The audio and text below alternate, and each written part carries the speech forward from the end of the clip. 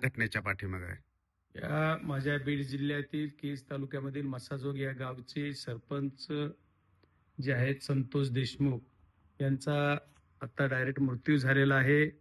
त्यांना दुपारी 3 वाजता केजच्या टोल नाक्यावरून उचललं गेलं, त्यांचं अपहरण केलं गेलं आणि त्यांना केज तालुक्यातील दहेटणा या गावी त्यांचा मृतदेह 6:30 वाजता टाकला असा एक माहिती कळती.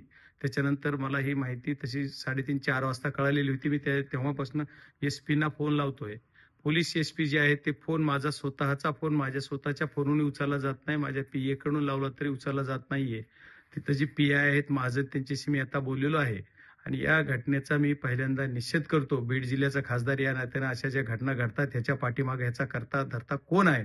कारण एका तरुण सरपंचाचा तो 5 वर्षे मागच्या काळापासून उपसरपंच होते, आता सरपंच आज तागायत आहेत, चालू सरपंच आहेत.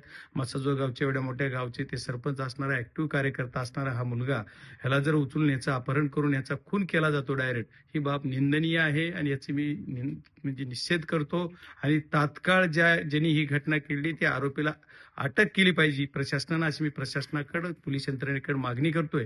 पण पोलीस यंत्रणा रिस्पॉन्स देत नाहीये. पण याच्या पाठीमागे कारण काय हे कळालंय? नाही, याच्या पाठीमागचं कारण असं प्रथमदर्शी असं कळतंय की तिथं विंड मिल म्हणजे त्याच्या पवन चक्क्याच्या ज्या टावर बसवले उभे केलेले आहेत त्याचे एक सबस्टेशन आमच्या मसाजाऊ गावी आहे.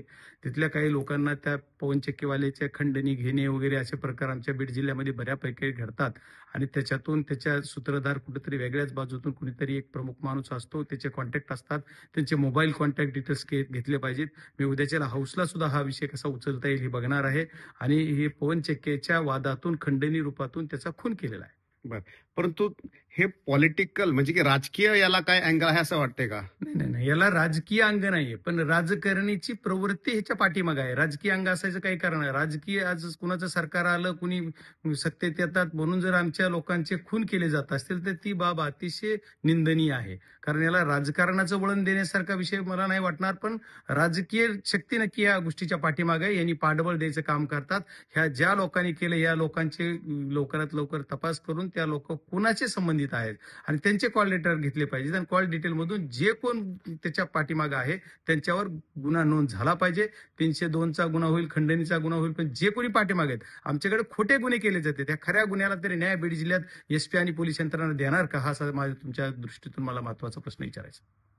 याच्या पाठीमागे सत्ताधारी मधले कोणी आहेत का? नाही, मला याच्या पाठीमागे कोण आहे असं आज प्रथमदर्शी मी दिल्लीत आहे. आज मी महाराष्ट्रात पण नाही किंवा माझ्या जिल्ह्यात पण नाहीये. मी आज सेशन चालू असल्यामुळे इथे दिल्लीत आहे. त्याच्यामुळे मला याच्या पाठीमागे कोण नाही. पण ही एवढी कुणाची ताकद वाढती म्हणजे ही कसं एवढी डेअरिंग यांच्यात येते या लोकांमध्ये की डायरेक्ट उचललं जात आहे दिवसा दुपारी.